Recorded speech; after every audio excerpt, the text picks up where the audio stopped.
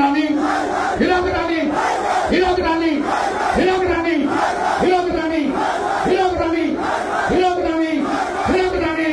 ভারত মাতা কি, ভারত মাতা কি জয় শ্রী রাম।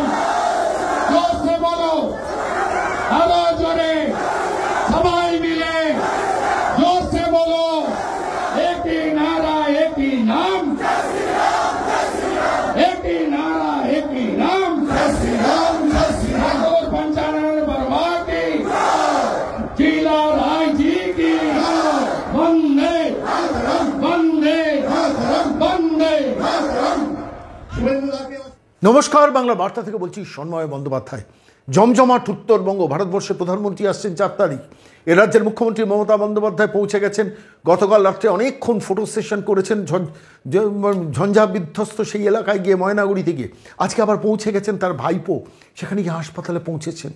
ঠিক সেই পরিস্থিতি দাঁড়িয়ে শুভেন্দু অধিকারী একটির পর একটি কার্যক্রম রূপায়িত করলেন ওই উত্তরবঙ্গে। তার মধ্যে আবার রাজ্যপাল পৌঁছে গেছেন। রাজ্যপাল, যেখানে ঝড় হয়েছে, যেখানে বিধ্বস্ত হয়েছে মানুষ, সেইখানে পৌঁছে গেছেন। এত কিছুর মধ্যে ফোকাস, অ্যাটেনশন সব কিছু উত্তরবঙ্গে, তার কারণ উত্তরবঙ্গের নির্বাচনটাও আগে। আজকের এই প্রতিবেদনে আমি যে ভিডিওটা দিয়ে শুরু করলাম, সে ভিডিওটা শুধু আপনাদের দেখালাম তার কারণ কুচবিহারের মাটিতে দাঁড়িয়ে হাজার হাজার মানুষের সমাবেশে বক্তৃতা করছেন শুভেন্দু। আর খুব ইন্টারেস্টিং, সেইটি উত্তরবঙ্গে বসে এ রাজ্যের মুখ্যমন্ত্রী মমতা বন্দ্যোপাধ্যায় দেখছেন। মমতা বন্দ্যোপাধ্যায়ের খুব কাছের লোক জানা, আমি তাদের কাছ থেকে শুনেছি, মমতা বন্দ্যোপাধ্যায় কিন্তু সব ভিডিও সার্চ করে। আমাদের বাংলা বার্তাও অনেক সময় মাঝে মাঝে নাকি তিনি দেখেন, ভিডিও সার্চ করেন, শুভেন্দু কী বলছে, কী করছে, কত ভিড় হচ্ছে, কত লোক হয়েছে। জেলা প্রশাসন হয়তো রিপোর্ট দেয়, ম্যাডাম 20,000 মানুষের ভিড় হয়েছে। রাজ্যের মুখ্যমন্ত্রী কাউন্টার করে বলেন, আমার কাছে তোমরা তথ্য লুকোচ্ছ, ওটা 20,000 না, ওটা 40,000 মানুষের সমাবেশ হয়েছে। এমন অনেক ঘটনা, টুকরো টুকরো ঘটনা আমি সাংবাদিক বন্ধুদের কাছ থেকে শুনেছি, যারা মুখ্যমন্ত্রীর খুব কাছের মানুষ। পুলিশ অফিসার এসে বলছেন, ম্যাডাম ভিড় তেমন হয়নি। বলে, কে বললো? আমি তো দেখেছি। অর্থাৎ ভিডিওগুলো তিনি সার্চ করেন, তিনি দেখেন। এ রাজ্যের মুখ্যমন্ত্রীকে বসে উত্তরবঙ্গে দেখতে হচ্ছে যে শুভেন্দু অধিকারী হাজার হাজার মানুষকে নিয়ে কোচবিহারে সভা করছেন। তাঁরই সতীর্থ এক সময় সেই মানুষটি আজকে উত্তরবঙ্গ কাঁপিয়ে দিচ্ছেন। কেন কাঁপিয়ে দিচ্ছেন কথাটা বলছি, তার কারণটা উত্তরবঙ্গের রাজনীতির সম্বন্ধে যারা খোঁজ খবর রাখেন, আমরা গতকাল একটা প্রতিবেদন আপনাদের সামনে পেশ করেছিলাম যে কোচবিহারে নিশ্চিত প্রামাণিকের মার্জিন অন্তত 1.5 লাখ হওয়ার সম্ভাবনা আছে। সত্য মিথ্যা জানি না, মানে শেষ পর্যন্ত কী হবে সেটা অন্য কথা, কিন্তু আমরা on the basis of fact and figures, যে 7টা বিধানসভাগুলো বিশ্লেষণ করে করে দেখিয়েছিলাম। মাইনরিটি ভোট থাকা সত্ত্বেও কত ভোট নিশ্চিত প্রামাণিক 2019-এ পেয়েছিলেন এবং 2023-এ কত পেতে পারেন, একটা ফিগার ধরে ধরে অ্যানালিসিস করেছিলাম। সেই অ্যানালিসিসের ভিত্তিতে আমার কোনো একটা জায়গা বারবার করে মনে হয়েছিল যে নিশ্চিত প্রামাণিক গতবার 54,000 সামথিং ভোটে জিতেছিলেন, এবারে সেই মার্জিন 1.5 লাখ ক্রস করে যাবে। এটা আমার অ্যানালিসিসটা ছিল। তাই আমি এদিন শুভেন্দু অধিকারী কুচবিহারের মাটিতে যখন বক্তৃতা করছেন, সেই বক্তৃতাতেও কিন্তু শুভেন্দুকে একটা কথা বললেন, কথাটা আমার কানে বাজলো। তাই সেই ভিডিওটা আজকে এই মুহূর্তে আপনাদের কাছে শোনাবো, যেখানে পরিষ্কারভাবে বললেন যে আপনারা এবারে 1.5 লাখ মার্জিন নিয়ে জেতাবেন তো। শুভেন্দু একটা নতুন ফ্যাক্টর বলেছেন, উল্লেখ করেছেন, সেটাও আমার কাছে খুব ইন্টারেস্টিং লেগেছেন। বলেছেন গতবার তো 15 দিনের নোটিশে আপনারা নিশ্চিত প্রামাণিককে জিতিয়েছেন 54,000 ভোটে, এবারে তো 2.5 মাস সময় পেয়েছেন বা 2 মাস সময় পেয়েছেন, তাহলে মার্জিন নিশ্চয়ই বাড়বে। গতবার 15 দিনের সময় নিশ্চিত প্রামাণিকের প্রচারের সময় পেয়েছিলেন, সেই তথ্যটা আমার বিশ্লেষণে গতকাল ছিল না, কিন্তু সেটা শুভেন্দু বললেন। গতবার যদি 15 দিনের প্রচারে যদি আপনারা 54,000 ভোটের মার্জিনে জেতাতে পারেন, এবার তো অনেক অনেক অনেক অনেক তথ্য, অনেক অনেক অনেক বেশি মানে কারণ জড়ো হয়েছে, যে কারণের ভিত্তিতে এই মার্জিনটা অনেক বেশি বাড়া উচিত। এবং তথ্যটা বললেন 1.5 লাখের মার্জিন ক্রস করবে তো, 1.5 লাখ মার্জিন আপনারা ক্রস করাবেন তো। জনতার কাছ থেকে প্রতিশ্রুতি চাইলেন, সেই জনতা সোচ্চারে হাত নেড়ে জানালো যে এবার 1.5 লাখের বেশি মার্জিনে নিশ্চিত প্রামাণিককে ওই কোচবিহারের মাটি থেকে জেতাবে। আমার কাছে খুব ইন্টারেস্টিং ভিডিওটা লেগেছে বলে আমার মনে হলো আজকের এই প্রতিবেদনে ওই ভিডিওটার ওই অংশটুকু, টুকরো একটা অংশ দেখাবো।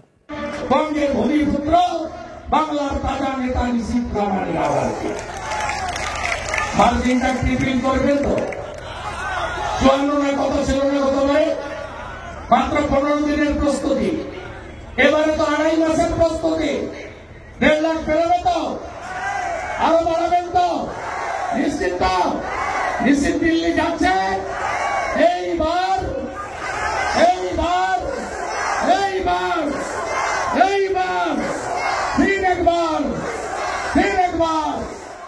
উত্তরবঙ্গে বসে মমতা বন্দ্যোপাধ্যায় এই ছবিগুলো দেখছেন, এই ভিডিওগুলো দিচ্ছেন, কারণ তার গোয়েন্দা দপ্তর তাকে যে রিপোর্ট দেয় সেটার বাইরে তিনি কিন্তু নিজস্ব সার্চিং মুডে গিয়ে প্রত্যেকটা জায়গার কী কীরকম ডেভেলপমেন্ট হচ্ছে, কী হচ্ছে, ভিডিওগুলো কিন্তু সার্চ করেন।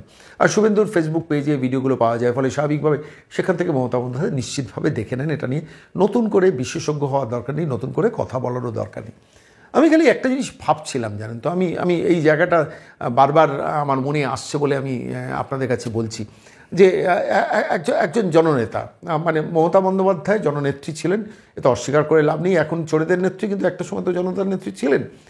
34 বছরের বাম শাসনের বাম দুর্গ টলানোর সময় যে জাতীয় সভাগুলো করতেন, ইদানিংকালে একটু খেয়াল করে দেখবেন ঠিক সেই সভাগুলোই করছেন কিন্তু শুভেন্দু অধিকারী।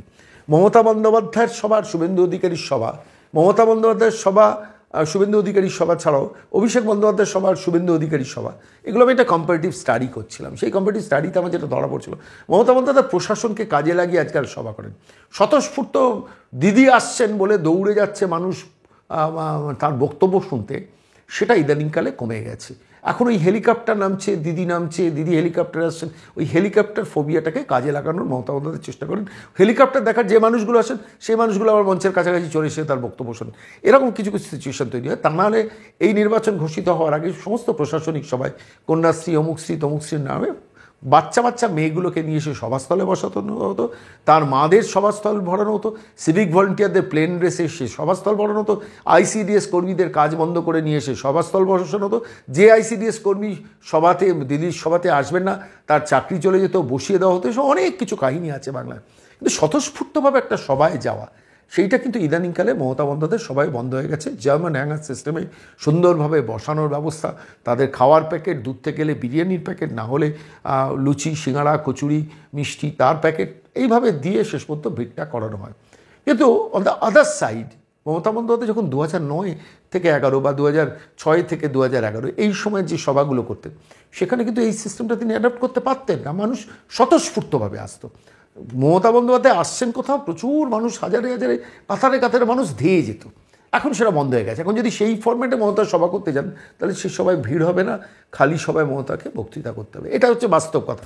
যারা পুলিশের প্রশাসনে কাজ করেন, মমতা বন্দ্যোপাধ্যায়ের সভা যারা বিভিন্নভাবে অ্যাডমিনিস্ট্রেটিভলি সাহায্য করেন, আমি তাদের অনেকের সঙ্গে কথা বলে বুঝেছি। কিন্তু অন দ্য আদার সাইড এই সময় দাঁড়িয়ে শুভেন্দু যে সভাগুলো করছেন, সেই সভাতে কিন্তু ওই টিফিনের প্যাকেট দিয়ে সিভিক ভলেন্টিয়ারদের নিয়ে এসে, কন্যাশ্রী নিয়ে এসে, আইসিডিএস কর্মীদের নিয়ে এসে, সিভিক ভলেন্টিয়ারদের প্লেন রেসে বসিয়ে কিন্তু তাদের সভা হয় না। তাদের সবাই একটা কাতারে মানুষ স্বতঃস্ফূর্তভাবে ধেয়ে আসে। কে আসছে? শুভেন্দু অধিকারী আসে। গ্রাম বাংলায় এটা হয়েছে এবং উত্তরবঙ্গ মারাত্মকভাবে হয়েছে। শুভেন্দু অধিকারীর নামটা বিদ্যুতের মতো তাদের মনে কাজ করে যে শুভেন্দুবাবু কী বলছেন আমি শুনতে যাব। আমি আজকে এই প্রতিবেদনের এই জায়গাটা আমি একটা খুব ইন্টারেস্টিং তথ্য আপনাদের দেব। যে দেখুন, তথ্য দেওয়ার আগে, আমি তথ্য অবশ্যই দেবো, কিন্তু তথ্য দেওয়ার আগে একবার একটু টুকরো একটা ভিডিও আপনাদের দেখিয়ে নিতে ইচ্ছে করে, যেখানে কীভাবে মানুষ উদ্বেলিত হয়ে যাচ্ছে শুভেন্দুর জন্য, তাকে একবার স্পর্শ করার জন্য, একবার হাতের ছোঁয়া দেওয়ার জন্য। ওই উত্তরবঙ্গের মানুষ, ওই কুচবিহারের মানুষ, একটুখানি সেই ভিডিওটা টুকরো দেখিনি।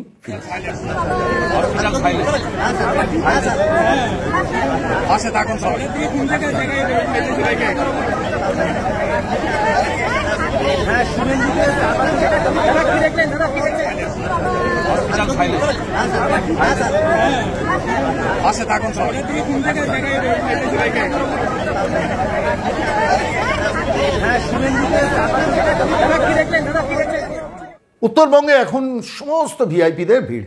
রাজ্যের মুখ্যমন্ত্রী মমতা বন্দ্যোপাধ্যায় সেখানে আছেন, তার প্রিয় কয়লা ভাইপো সেখানে আছেন, আর রাজ্যপাল সেখানে গিয়েছেন, সম্মত রাজ্যপাল ফিরে এসেছেন। ভারতবর্ষের প্রধানমন্ত্রী দুদিনের মধ্যে আসবেন। শুভেন্দু অধিকারী সেখানে ছিলেন, কিন্তু শুভেন্দু অধিকারী এই প্রতিবেদন যেদিন দেখছেন সেদিনকে সকালবেলা কলকাতায় ফিরে আসার কথা। শুভেন্দুর শিডিউলটা আমি দেখছিলাম যে 1 তারিখ 1 এপ্রিল সকালবেলার ফ্লাইটে তার কুচবিহারে যাওয়ার কথা, জলপাইগুড়িতে নামার কথা, মানে উত্তরবঙ্গে নামার কথা, এবং বাগডোগরা বিমানবন্দর থেকে সেখান থেকে সরাসরি চলে যাওয়ার কথা কুচবিহারে নিশীথ প্রামাণিকের হয়ে একটা সভাতে অ্যাটেন্ড করবেন দুপুর 3টে। তারপর সেখান থেকে চলে যাবেন আলিপুরদুয়ার, সেখানে সভা অ্যাটেন্ড করবেন বিকেল 5টা। দুপুর 3টে কুচবিহার, বিকেল 5টা আলিপুরদুয়ার। এই ছিল তার সফরসূচি শিডিউল। এর মধ্যে ঘটে গেল উত্তরবঙ্গে বেশ কিছু এলাকা ঝড়ে বিধ্বস্ত হলো। রাজ্যের মুখ্যমন্ত্রী গতকাল স্পেশাল ফ্লাইটে সেখানে চলে গেলেন, ভাইপো চলে গেলেন। শুভেন্দু কিন্তু চলে গেলেন। শুভেন্দু এই সফরসূচির মধ্যে বাগডোগরা বিমানবন্দরে নেমে কমার্শিয়াল ফ্লাইটে গেলেন, তিনি তো আর পিসি ভাইপোর মতো প্রাইভেট জেটে যাননি। ফলে বাগডোগরা বিমানবন্দরে নেমে সেখান থেকে সরাসরি বেরিয়ে গেলেন ওই ঝঞ্ঝা বিধ্বস্ত ময়নাগুড়িতে। সেখানে গিয়ে ক্যাম্পগুলো খুললেন, ক্যাম্পের ভেতরে মাটিতে মানুষের সঙ্গে বসলেন, অনেকক্ষণ কথা বললেন। সমস্ত যত উত্তরবঙ্গে যা যা এনজিও আছেন সমস্ত এনজিওর সঙ্গে টেলিফোনে কথা বললেন, সমস্ত আশ্রমকে সংযুক্ত হতে বললেন এই মানুষগুলোকে পাশে দাঁড়ানোর জন্য। এমনকি আমার কাছে খবর দিল্লিতে পর্যন্ত টেলিফোনে ভারতবর্ষের প্রাইম মিনিস্টারের দফতরে পর্যন্ত তিনি টেলিফোন করলেন। এসব অনেক কিছু ঘটেছে।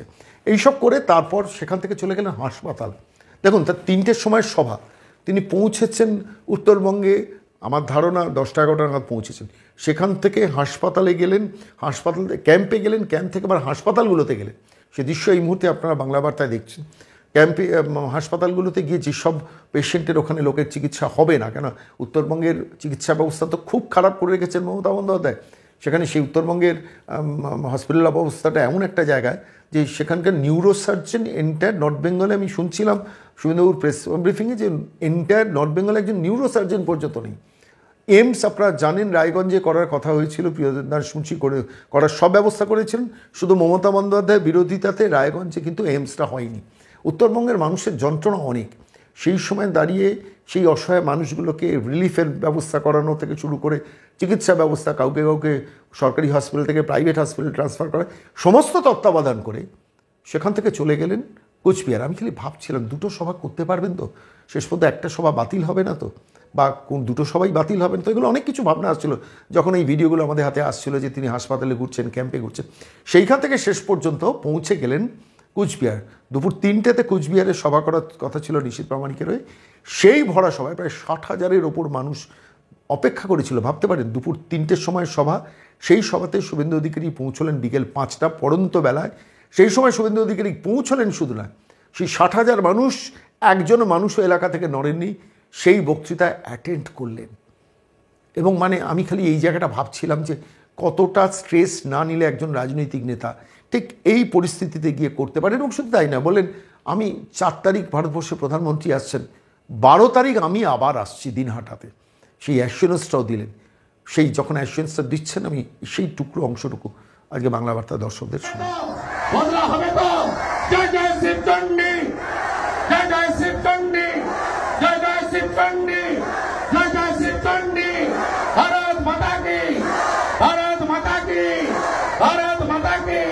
4 তারিখে মোদীজির সভাকে ভরিয়ে দিতে হবে।